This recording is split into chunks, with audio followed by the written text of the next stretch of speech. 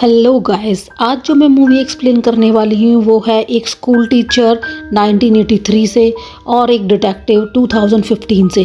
कैसे ये दोनों अपने ड्रीम्स में कनेक्ट होते हैं और अपने फ्यूचर को कैसे चेंज करते हैं। तो चलिए शुरू करते हैं मूवी। तो कहानी की शुरुआत होती है और हम देखते हैं कि एक जगह बहुत सारे लोग इकट्ठे हुए हैं और सब लोग बहुत इंजॉय कर रहे हैं। इसी बीच में हमें एजेंट केविन को दिखाया जाता है जो किसी मुजरिम का पीछा कर रहे हैं और दूर से उन्हीं का ये साथी उन्हें ऑब्जर्व कर रहा है।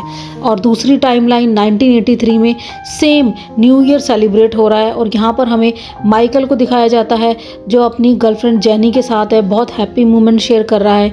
ये दोनों बहुत खुश हैं, एक दूसरे को हग भी करते हैं। तभी माइकल जेनी को प्रपोज करता है और जेनी हाँ कर देती है।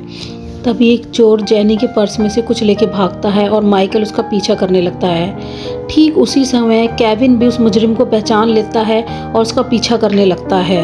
यहाँ पे मैं आपको बता दूँ कि दोनों एक ही जगह मौजूद है बट अलग अलग टाइमलाइन में है। माइकल जो 1983 में है और केविन जो 2015 में है और दोनों ही किसी ना किसी का पीछा कर रहे हैं। तभी हम देख पाते हैं कि माइकल ने उस चोर को पकड़ लिया है और हाथापाई में चोर ने माइकल को बहुत हर्ट किया और उसे गोली मार दी। दूसरी तरफ सेम केविन के साथ भी ऐसा होता है, वो मुजरिम केविन को गोली मार देता है। दोनों को जल्दी जल्दी अस्पताल ले जाया जाता है और डॉक्टर उनका इलाज करता है और दोनों ठीक हो जाते हैं। कुछ टाइम बाद का समय दिखाया जाता है। बैकग्राउंड में हमें केविन को दिखाया जाता है। केविन कहता है उस हादसे के बाद से उसे किसी स्कूल टीचर के अजीबोगरीब से सपने आने लग गए हैं। तभी हमें दिखाया जाता है कि माइकल भी एक स्कूल टीचर है और जेनी भी उसी स्कूल में पढ़ाती है। माइकल अपनी और जेनी की बातों को रिकॉर्ड करते रहते हैं। इस पर जेनी कहती है कि तुम हमेशा सारी बातें रिकॉर्ड क्यों करते रहते हो। माइकल कहता है कि मुझे रिकॉर्ड करना बहुत अच्छा लगता है, मैं इस पल को कैद कर लेना चाहता हूँ और मैं चाहता हूँ ये मोमेंट हमारे साथ हमेशा रहे। इस टाइम दोनों अपनी लाइफ में बहुत अच्छा मोमेंट स्पेंड कर रहे होते हैं। अगले दिन ये दोनों अपने लिए एक घर देखने जाते हैं जहाँ ये दोनों शादी के बाद रहना चाहते थे। थोड़ी देर बाद हम देखते हैं कि माइकल और जेनी एक रेस्टोरेंट में खाना खा रहे हैं। उसी रेस्टोरेंट में माइकल के कुछ स्टूडेंट ड्रिंक कर रहे होते हैं और जैसे ही वो माइकल को देखते हैं वो डर के मारे वहाँ से भागना शुरू कर देते हैं। दूसरी तरफ हम देखते हैं कि केविन ऑफिस में मस्त गाने सुन रहा है। तभी वहाँ पर उसके सीनियर गैंग आते हैं और उसको बुरी तरह से डांटते हैं और बोलते हैं तुम ऑफिस में यहाँ पे काम करने आते हो या फिर गाना सुनने।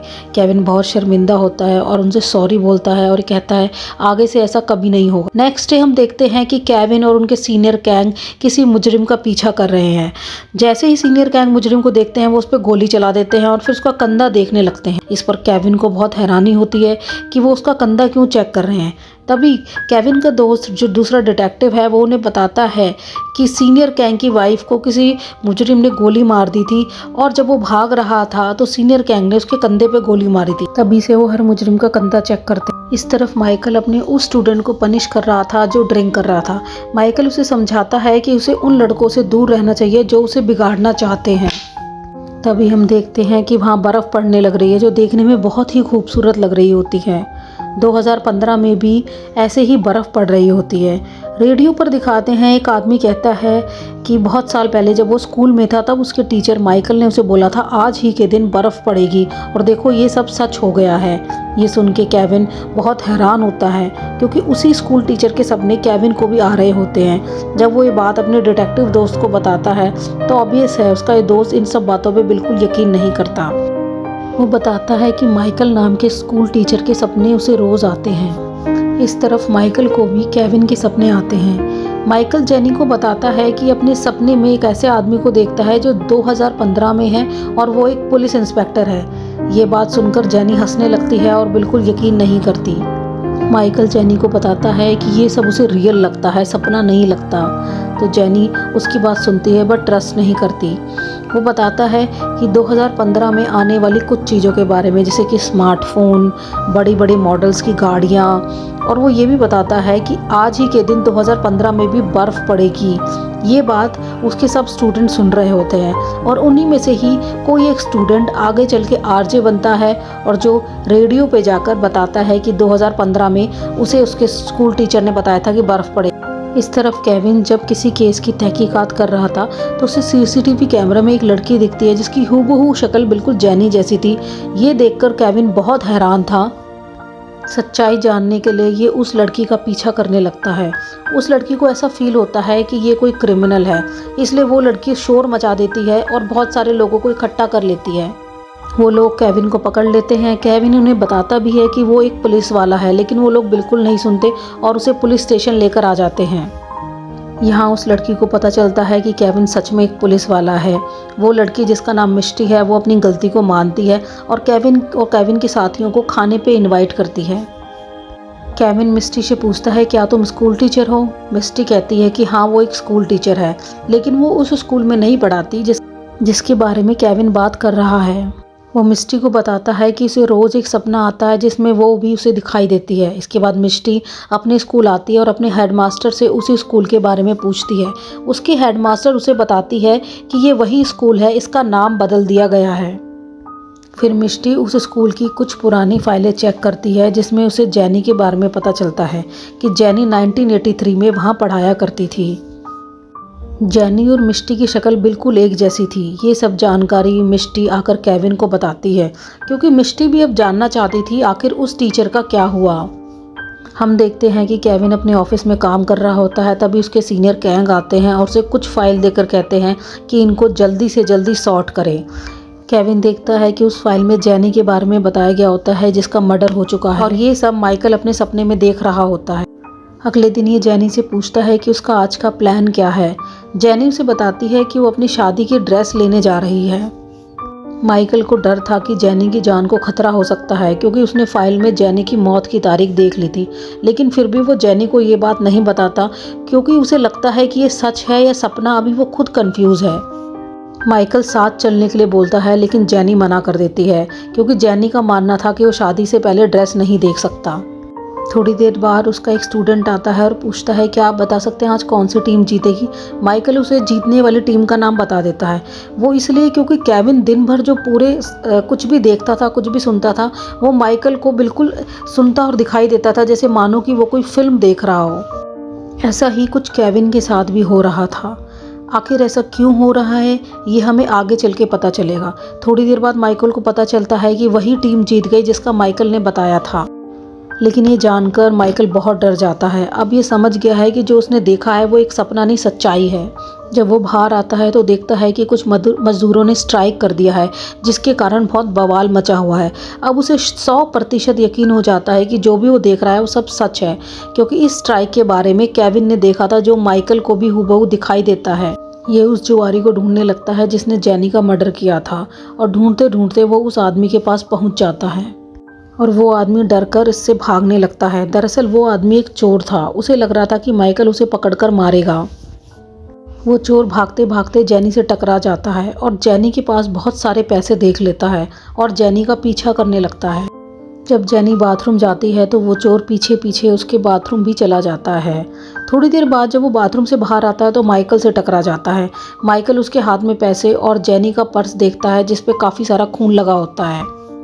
जब माइकल बाथरूम के अंदर आता है तो देखता है जैनी मर चुकी है। मतलब उस चोर ने जैनी के पर्स के लिए उसे मार डाला। अगले दिन पुलिस उस चोर को पकड़ लेती है। माइकल रोते हुए उस चोर से पूछता है आखिर उसने ऐसा क्यों किया। यहाँ पर माइकल को पता चलता है माइकल उसके उसी स्टूडेंट का डैड है जिसे कुछ दिन पहले उसने उसे पनिश किया था।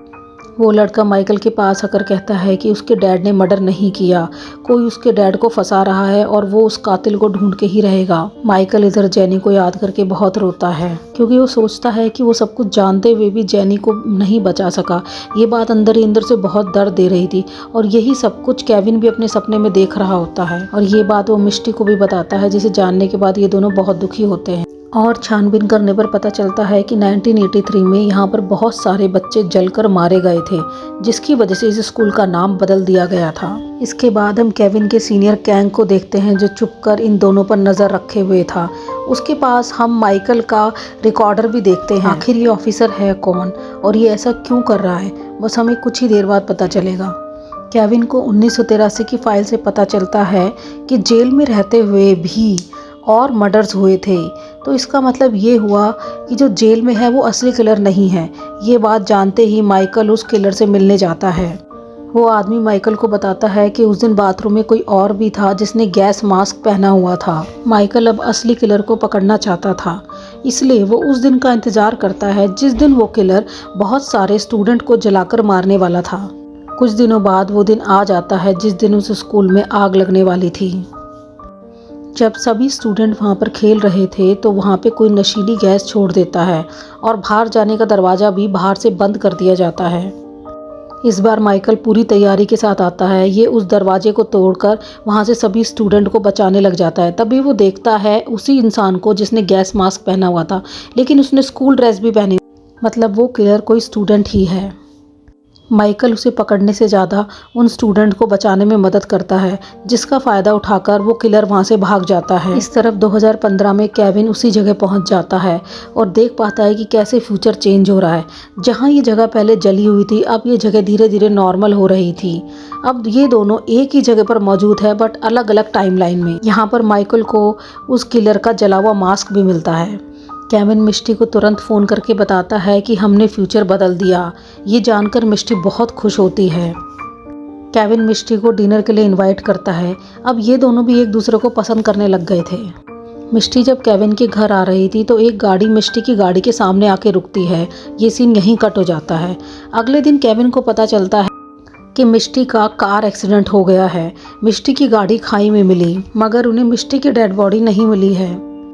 जब ये लोग मिस्टी की गाड़ी की वीडियो रिकॉर्डिंग चेक करते हैं तो उन्हें पता चलता है कि कोई मास्क मैन ने मिस्टी को पकड़ के मार दिया है। इसका मतलब वो मास्क मैन अभी भी जिंदा है या फिर कोई और उसकी नकल कर रहा है। इस तरफ हम देखते हैं कि उस स्टूडेंट को कुछ स्टूडेंट इसलिए मार रहे थे क्योंकि उसके डैड ने मर्डर किया है, बट माइकल आकर उसे बचाता है और कहता है कि उसके डैड ने मर्डर नहीं किया है। और वो स्टूडेंट भी समझ जाता है कि माइकल को कुछ ना कुछ तो पता चला है। इसके बाद माइकल उस जगह पहुंचता है जहां पर खून होने वाला था। इसे सारी जानकारी केविन से मिल रही थी। माइकल अपनी तरफ से पूरी कोशिश करता है उस लड़की को बचाने की, लेकिन वो उस किलर से उस लड़की को नहीं बचा पाता। वो किलर उस लड़की को मार के भागने की कोशिश करता है। माइकल भी पूरी कोशिश करता है उस किलर को पकड़ने की, लेकिन वो भीड़ में अचानक पता नहीं कहाँ खो जाता है। तभी हम देखते हैं कि एक कैप्सूल में सब लोग अपना कुछ कुछ सामान डाल रहे थे जो कि 2003 में खोला जाएगा। वो किलर भी जल्दी जल्दी में अपने खून से लगे हुए चक्कू को उसी कैप्सूल में डाल देता है। इसके अगले सीन में देखते हैं कि माइकल को मर्डर के इल्ज़ाम में अरेस्ट कर लिया गया है, क्योंकि माइकल के घर पे वही मास्क मिला था जो किलर ने इस्तेमाल किया था। अब माइकल हार नहीं मानता और वो पुलिस से लड़के भागने लगता है और ऐन वक्त पे उसका वही स्टूडेंट आकर उसे बचाता है। वो लड़का माइकल से पूछता है कि आप हादसा होने के टाइम पे उस जगह पर कैसे पहुंच जाते हो। माइकल बोलता है, मैंने उस किलर को पकड़ने की बहुत कोशिश करी है, अब तुम्हें उस किलर को पकड़ना है और अपने फादर को निर्दोष साबित करना है। माइकल उस लड़के को अपना टेप रिकॉर्डर देता है जिसमें उसने सब रिकॉर्ड करा था, जो भी उसने पता लगाया था। आखिर में वो एक कागज़ पर मिस्टी के बारे में जानकारी लिखता है और बताता है, चाहे जो कुछ हो जाए तुम्हें 2015 में इस लड़की को बचाना ही होगा। इस तरफ 2015 में केविन छानबीन करने के लिए उसी जगह पर जाता है जहाँ से मिस्टी गायब हुई थी। इसी जंगल में हमें एक घर को दिखाया जाता है जहाँ पर मिस्टी को बांध कर रखा गया था। मतलब जिस वीडियो में मिस्टी को मरते हुए दिखाया गया, असल में वो एक नाटक था। मिस्टी तो असलियत में जिंदा थी। मौका देखकर मिस्टी उस किलर पर हमला करके वहाँ से भागती है उसका फ़ोन लेकर, और वो केविन को फ़ोन करके तुरंत अपना एड्रेस बताती है। इत्तेफाक से केविन आसपास ही मौजूद था। वो मास्क मैन मिस्टी का पीछा करता है। मिस्टी भागते भागते गिर जाती है और मिस्टी पत्थर उठा के मास्क मैन से पूछती है, आखिर तुम हो कौन। मास्क मैन अपना मास्क हटाता है। तभी देखते हैं कि केविन अपना हॉर्न बजाता है और मिस्टी केविन की तरफ भागती है। केविन जैसे ही मिस्टी के पास आ रहा था तो एक स्पीड से आती हुई गाड़ी मिस्टी को जोर से टक्कर मारती है और इस बार मिस्टी सच में मर जाती है। ये देखकर केविन बहुत ज़ोर ज़ोर से रोता है और साथ में माइकल की आंखों से भी आंसू आ जाते हैं। केविन उस नंबर का पता लगाता है जिस नंबर से मिस्टी ने उसे कॉल किया था। तभी उसे पता चलता है कि वो नंबर उसके सीनियर कैंग का है। केविन कैंग के घर जाकर छानबीन करता है, जहाँ उसे पता चलता है कि कैंग ने उस मास्कमैन के बारे में बहुत सारी जानकारी इकट्ठा कर रखी है। इसका मतलब साफ था कि या तो यही किलर है या फिर ये उस किलर की नकल कर रहा है। अब केविन और कैंग आमने सामने थे। केविन कैंग से पूछता है कि आखिर तुमने ऐसा क्यों किया। केविन उसे अपना टेप रिकॉर्डर दिखाते हुए कहता है कि ये मुझे माइकल ने दिया था और ऐसा करने के लिए भी मुझे माइकल ने ही कहा था। केविन को कुछ समझ नहीं आता, वो कैंग को पूरी बात बताने को कहता है। यहाँ पर मैं आपको बता दूँ कि कैंग वही माइकल का स्टूडेंट है जिसे माइकल ने अपना टेप रिकॉर्डर दिया था। इसी के डैड को जेनी के मर्डर के इल्ज़ाम में जेल हुई थी। आप सोच रहे होंगे शायद यही किलर, लेकिन ऐसा नहीं है। कैंग उसे बताता है 1983 में जब वो कैप्सूल ज़मीन में गाड़ा गया था और जब वो निकाला गया तब तक कैंग एक अच्छा पुलिस ऑफिसर बन चुका था। उस बॉक्स में उसे वो चाकू मिलता है जिससे वो मर्डर हुआ था। तभी उसके पास उस किलर का फ़ोन आता है कि या तो तुम वो चाकू उसे दे दो, नहीं तो वो उसकी वाइफ को मार देगा। कैंग बहुत डर जाता है और वो चाकू लेकर उस किलर के पास जाता है और वो चाकू उस किलर को दे देता है, लेकिन वो किलर फिर भी कैंग के सामने ही उसकी वाइफ को मार देता है। और जब चाकू लेके भाग रहा होता है तो कैंग उसको पर गोली चलाता है जो कि उसके कंधे पर लगती है। अब हम जानते हैं कि कैंग ने मास्कमैन बनकर मिस्टी को क्यों पकड़ा था, क्योंकि देखिए 1983 में माइकल ने कैंग को बताया था कि उसे कैसे भी करके मिस्टी को बचाना है। तब कैंग को माइकल की बात पे यकीन नहीं हुआ था, लेकिन जब उसने 2015 में मिस्टी को पुलिस स्टेशन में देखा तो उसे माइकल और माइकल के दिए गए टेप सब चीज़ों पे यकीन होने लगा। इसलिए कैंग ने जानबूझकर मास्कमैन बनकर मिस्टी का किडनैप करा और ये दिखाया कि मिस्टी मर गई। लेकिन ये सब करने में बेचारी मिस्टी का सच में ही एक्सीडेंट हो जाता है और वो सच में मर जाती है, जबकि कैंग तो उसे बचाना चाहता था। कैंग एक बहुत अच्छा इंसान है, लेकिन इसकी वजह से मिस्टी मारी गई, इसलिए ये बहुत ज़्यादा परेशान हो जाता है। और पुलिस वाले भी तभी तुरंत वहाँ पर आ जाते हैं। उन पुलिस वालों को केविन ने ही बुलाया था। कैंग तब केविन से कहता है कि अगर अब भी तुम मेरे टीचर के संपर्क में हो तो उनसे कह दो कि मुझे मार दे ताकि तुम्हारी मिस्टी बच जाए, क्योंकि जब मैं यहाँ रहूँगा नहीं तो ये सब कुछ होगा भी नहीं। इतना कहकर कैंग खुद को गोली मार लेता है। ये सब कुछ माइकल अपने सब देख रहा होता है। माइकल के पास पूरा चांस होता है अपने स्टूडेंट को मारने का, लेकिन वो ऐसा नहीं करता। अब इसे पता है कि वो किलर अगला मर्डर कहाँ करेगा, इसलिए ये भी वहाँ पहुँच जाता है। वो किलर जहरीली गैस छोड़कर माइकल को मारने की कोशिश करता है, लेकिन माइकल भी इस वक्त पूरी तैयारी से आया हुआ होता है। ये भी अपना गैस मास्क पहनकर उस किलर से लड़ने लगता है। ये किसी भी तरह उस किलर का चेहरा देखना चाहता था और थोड़ी देर बाद ये उसका चेहरा देख भी लेता है और उसे पता चलता है ये उनके स्कूल का ही कोई टीचर है। माइकल इसे बहुत मारता है और उससे पूछता है कि इसने ऐसा क्यों किया। किलर बताता है कि ये सब करने में उसे बहुत मज़ा आता है। जो लोग उसे पसंद नहीं करते या फिर उसके काम में टांग अड़ाते हैं तो उनके साथ वो ऐसा ही करता है और ऐसा करके उसे बहुत खुशी मिलती है। तभी कैंग भी यहाँ माइकल को ढूंढते हुए आ जाता है और लड़ते लड़ते माइकल उस टीचर को खिड़की से नीचे फेंक देता है। इन्हें लगता है कि वो साइको मर गया। ये उस लड़की को और कैंग को लेकर जा रहे होते हैं, तभी वो साइको आकर माइकल के पेट में चक्कू मार देता है। वो साइको लड़की और कैंग को भी मारने की कोशिश करता है। तभी माइकल उस साइको पर केमिकल फेंक देता है जिससे उस साइको का चेहरा जलने लगता है। तब वो साइको वहाँ से भाग जाता है। माइकल उसका पीछा करते करते स्कूल की छत पर पहुँचता है जहाँ दोनों में बहुत लड़ाई होती है। तभी माइकल घड़ी में टाइम देखता है। उसे पता होता है कि बस थोड़ी ही देर में यहाँ बिजली गिरने वाली है। ये किसी तरह उस साइको को पकड़कर एक बिजली के खंभे से बांध देता है। थोड़ी देर में वहाँ बिजली गिरती है और साइको का काम तमाम हो जाता है। अब माइकल भी बुरी तरह से घायल हो चुका था और वो भी मारा जाता है। इस बात से केविन को बहुत दुखी होती है और अगले दिन जब केविन पुलिस स्टेशन पहुंचता है तो उसे कोई भी वहां पहचान नहीं रहा होता। वहां पे सब लोग बदल चुके थे। कैंग की जगह भी वहां कोई और काम कर रहा होता है। तभी वहां थोड़ी देर में मिस्टी आती है और उसे अपने साथ लेकर जाती है। वो बहुत हैरान था कि मिस्टी जिंदा कैसे हो गई है। स्कूल के अंदर जाने पर इसे पता चलता है कि ये भी एक स्कूल टीचर है और कैंग उस स्कूल का हेडमास्टर है और वह भी जिंदा है। इसका मतलब उस साइको के मरते ही सबका फ्यूचर चेंज हो गया है। ये जानकर केविन बहुत खुश होता है। इसके बाद ये दोनों अपने लिए घर देखने जाते हैं और ये वही घर है जो माइकल और जेनी देखने आए थे। मिस्टी कहती है मुझे ऐसा लग रहा है जैसे मैं यहाँ पहले भी आ चुकी हूँ और केविन कहता है मुझे भी। और इसी हैप्पी एंडिंग के साथ ये मूवी यहीं ख़त्म हो जाती है। ये मूवी हमें पुनर्जन्म के बारे में बताती है, माइकल और जेनी जो पुनर्जन्म लेकर इस लाइफ टाइम में केविन और मिस्टी बने हैं। सो आपको ये मूवी कैसी लगी कमेंट में ज़रूर बताइएगा एंड प्लीज़ लाइक शेयर ज़रूर करिए, सब्सक्राइब भी करिए, इससे हमें बहुत सपोर्ट मिलता है। Thank you very much.